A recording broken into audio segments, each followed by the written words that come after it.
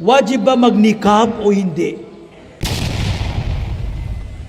Ito yung dalil, pamantayan, saligan mula sa Quran na tinawag na ayatul hijab.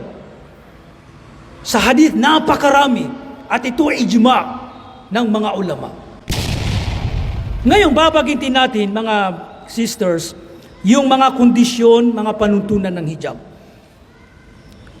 Una, nabanggit ni Sheikh Albani, ang unang kondisyon, isti'abu jami'il badan illa mastuthniya.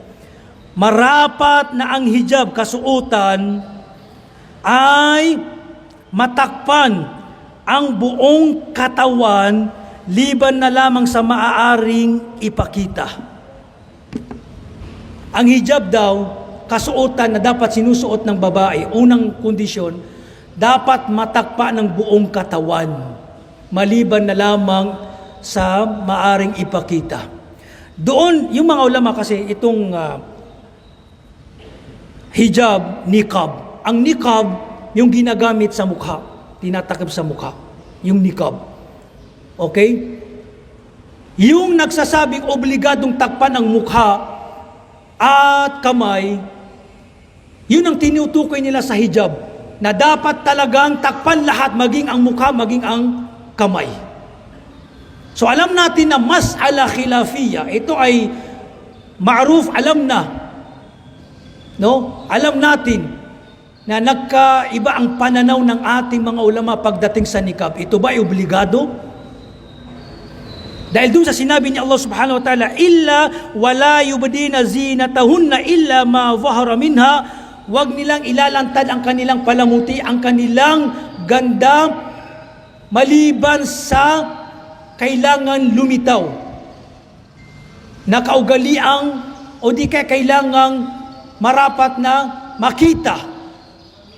So nagkaiba ang pananaw ng ating mga ulama, opinyon ng ating mga ulama, kung ano yung tinutukoy dito, yung kamay at mukha, o di kaya yung mga ulamang nagsabing ang niqab ay wajib, ang niqab ay wajib, dapat takpan ang mukha at kamay.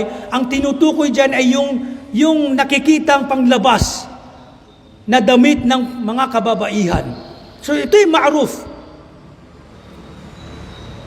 Sa akin, ito, sa totoo lang, ang daming nagtatanong sa akin, kahit sa Facebook, social media, Sheikh, wajib ba magnikab o hindi? Ito napakahalagang mas'ala usapin. At dito ko natatalakayin. Hindi ko to tinatalakay sa totoo lang, sa social media. Baka magkaroon ng pagbabangayan o di ka misinterpretation o di ka baka ang ilang mga kababaihan, mga sisters natin, iba ang maunawaan nila sa mga mababanggit ko. Kasi napakamaselan. Sinesend sa akin yung link ng mga post ng mga ilang ulama na nagkakasala daw ang mga babae na nakikitang mukha. Ang masasabi ko doon, pananaw niya na irespeto ko na ang kanyang tinatangkili o di kaya kinukuhang pananaw yung pagiging obligado ng niqab. Sa akin, ang sinasagot ko lamang, buod na kasagutan, sa mas'ala na ito,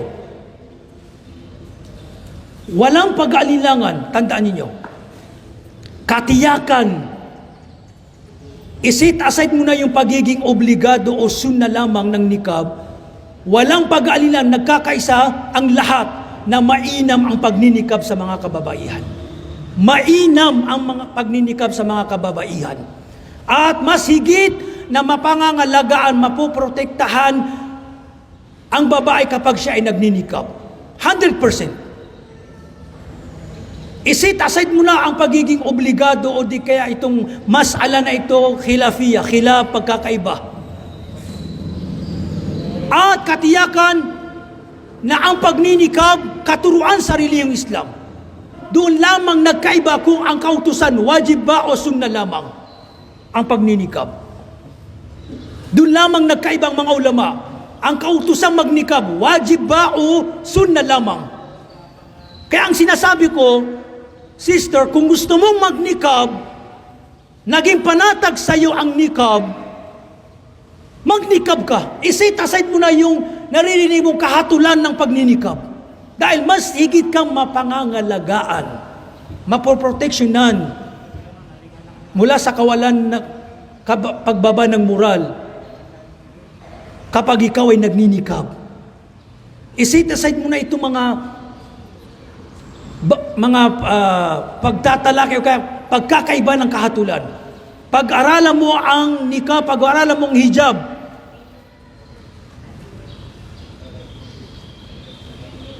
At kung maging mapanatag sa iyo ang nikab, magnikab ka. At itong mas mainam sa panahon natin ngayon, masasabi ko, wallahi al-azim, mas mapangangalagaan ang ating mga sisters kapag sila ay nagninikab. Subalit, mabigat na sabihin natin, Allahu alam, sa akin, personal, na nagkakasala ang mga babaeng hindi nagninikab. Dahil ito'y masala khilafiyah. Wala tayo sa lugar, Allahu alam, sa akin lang, kasi kung pag-aaral natin ang khilaf, malakas din kasi jamhur, nakakarami sa mga ulama na sinabing sunna lamang. Si Sheikh Albani, dung sa kanyang aklat na Hijabul Mar'a al-Muslimah, tinalakay niya doon ang hijab. Ang pinakatinalakay niya doon, tinuligsan niya yung nagsasabing wajib ang nikab. Although baka masala khilafiyah to. Kasi sa kanyang pananaw, hindi wajib ang pagninikab. Sa kanyang introduction, sinabi niya, sunna lamang ito at hindi wajib. Bagamat ito ang katayuan ko, ito ang pananaw ko, ang hinubo ko, pinalaki ko ang aking mga anak na sila ay nagninikab.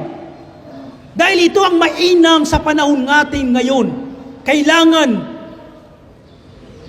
mas mapangangalagaan ang mga kababaihan. Ang maunawa natin doon, kahit si Sheikh Imam Albani rahimahullah, hindi sa kanya wajib ang nikab, pero pinagninikab niya ang kanyang mga anak. Dahil nabanggit natin na katiyakan ito ay kautusan ni Allah subhanahu wa ta'ala, ginagantimpalaan ng babae, ito ay sunna, ayon sa kanyang pananaw, at mas mapangangalagaan ang mga kababaihan. Kahit yung mga ulama, tandaan ninyo, na sinabing hindi wajib ang pagninikab, mayroon din mga kondisyon. Na hindi ka magninikab, nakikita yung mukha mo, pero wag dapat nakaka-fitna. Meron din mga panuntunan, yung ilang ulama na nagsabing hindi wajib ang nikab, pero meron silang nabanggit na mga panuntunan. Dahil meron din mga kababayan, halimbawa, hindi nagninikab, pero subhanallah, nakaka-fitna. Di ba? Nakaka-fitna. Na halos yung pag-makeup niya ay ginagaya na ang mga kuffar.